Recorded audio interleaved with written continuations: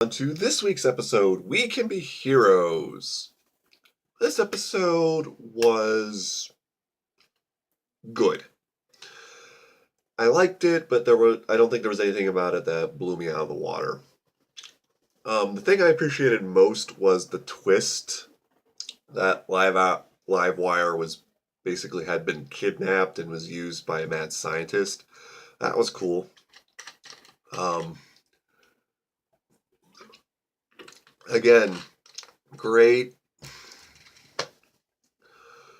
great stuff with Maggie and Alex. I especially like the bet they had about whether or not Supergirl was going to let people go.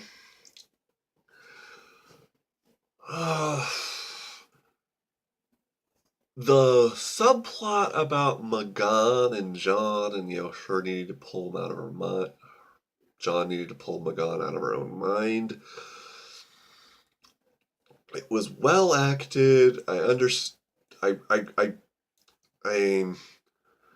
I mentioned before that it was really making me kind of dislike John, that he was just locking her away.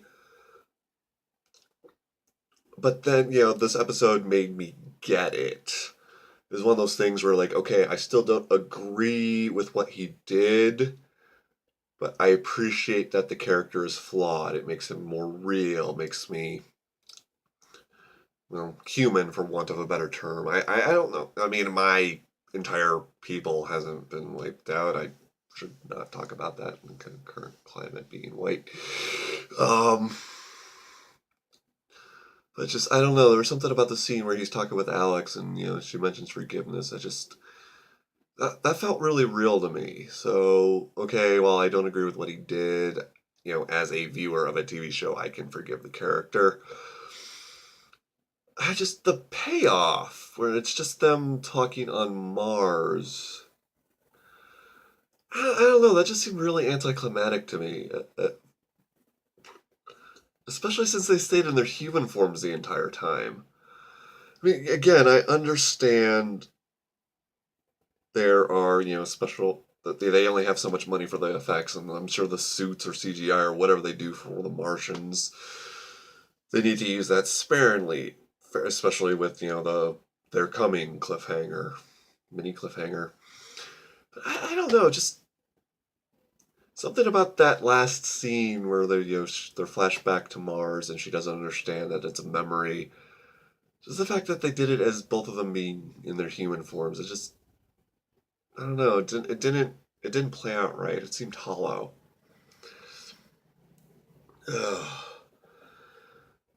Great interactions between Kara and Mon-El and Kara and James. I like that the whole keeping it a secret thing is out of the way.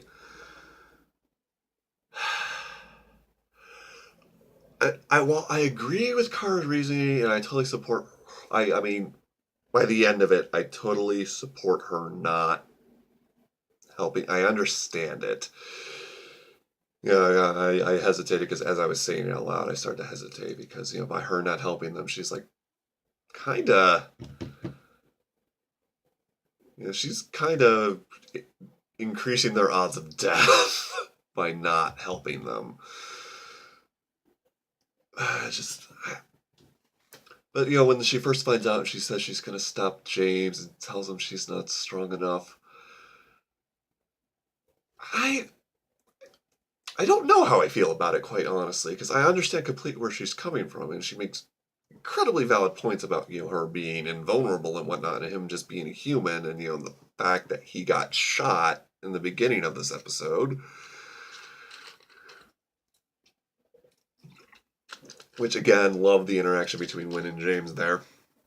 Just so, I got a little shot. I mean, that's just the classic line. I don't know. But there's something about the lighting in this because like the one when Melissa Benoist was first announced, we first saw the picture of her as Supergirl. What threw me off the most is she didn't look blonde. I mean, I understand there are different shades of blonde. Just when that Melissa Benoist's hair color, as we see it most of the time, is not what I think of when I hear blonde, and Supergirl is very much associated with being blonde. So, but I adjusted, and again, at this point I cannot imagine anyone playing this role or doing nearly as well with it. So, that's fine. But, then what throws me a loop is there are some times where she looks like super blonde, like she went Super Saiyan or something. So, the scene where she and James are talking, just something about the lighting, like she looked like legit blonde. And it just, not necessarily a bad thing, it just sort of threw me for a loop because, it messed with my perceptions. Um, I love the scene at the end between Kara and Mon-El. Absolutely loved it. Again, this really kind of makes me appreciate Mon-El more. Because, again, this is not the exacts, but I've been in his situation, where I have to admit my feelings to a woman and they are not reciprocated. But it still feels good to just get it out of the way. So, and Melissa Benoist, God, just the look on her face. I don't know what it is, but it hit me. I mean, I don't know if she's sad because she does like him, but is afraid. She upset that she hurt another friend. I don't know, but just God, that just right here. God, like I said, I cannot imagine anyone else in the role at this point. In fact, like the day comes when Supergirl is eventually canceled because all TV shows end at some point, unless you're Family Guy and The Simpsons. I want her to play Spider-Gwen, but that's a whole other thing. I want Melissa Benoist as more superheroes. I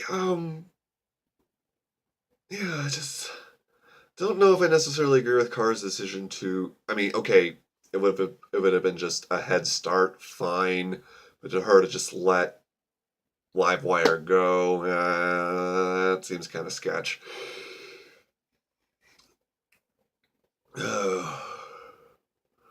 Again, I do like the bet. I don't hate that. I know it seems like I'm coming in lukewarm off this episode, but I didn't hate it. It was good. I enjoyed it. I laughed when I was supposed to laugh. I felt when I was supposed to feel. I don't know. I guess I don't know. Just the season. This season has been so good overall compared to last season. This felt more like a last season episode. It's again. I love the first season. I bought it on Blu-ray. I'm thinking about buying it on DVD because why not? Yeah. So, fun episode. Oh, because this is something I forgot to. I love the title of this episode, We Can Be Heroes. I like Mon-El's costume, but that's beside the point. Again, Mon-El was great in this episode. Uh, and then just when I was like, We Can Be Heroes, I was just thinking, man, I love the titles in the show. I love how they're all references to things. But that brings me back to the Kevin Smith episode. It was called Supergirl Lives, which, if you know, like, comic book history, that's a meta title. That's a brilliant title. Until you realize that has nothing to do with what happened, and no point was it really questioned whether Supergirl was alive. There was no, like, all right, she's alive moment. Like, when I first found out they were going to use that title, not only did I appreciate the whole meta-ness of it, when I found out it was going to be the first one after the crossover, I was like, most of the episode is them going to be like wondering where Carl went and what are we going to do, and then she shows up at the end and saves the day, and Supergirl lives. Now, We Could Be Heroes. At the very least, I know that's a song lyric, that's a song title, something musical inclined. So I get that it's a reference, but it had something to do with what the episode was about. It was about Mon-El and Guardian being heroes. That works. Strange visitor from another planet. That's the whole alien immigration, real life parallels thing. That works. The Supergirl. It doesn't ruin the episode. I still like that episode more than this episode. It's just sort of a disappointment, I guess. I bet that's probably me building up the expectations in my head. And here I was thinking I would get this one in less than 10 minutes. But anyway, that's it for this week. Hopefully I'll be more timely next week. Catch you later.